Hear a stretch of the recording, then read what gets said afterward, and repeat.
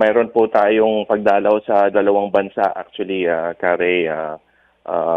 Bago pa noon, nagsimula ang biyahe ko sa Jeddah, Saudi Arabia. At doon ko na saksihan at nakausap na rin ang Filipino community sa sinasagawang serbisyo caravan. Ongoing naman po all over the world.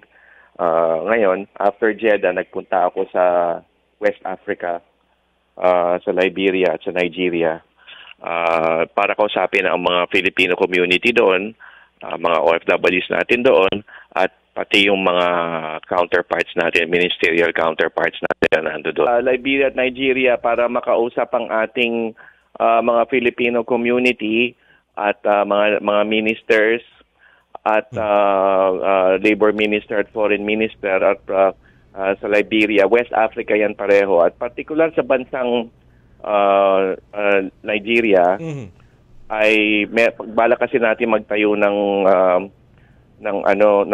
migrant workers office doon to serve around 8 to 10,000 OFWs in the Western African region.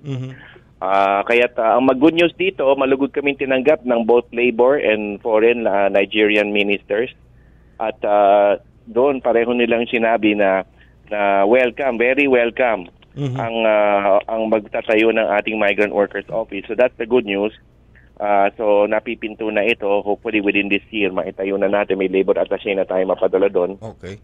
Laking pasalamat natin kay Secretary Tess Lazaro at Ambassador Mersol Melejor natin ng Pilipinas.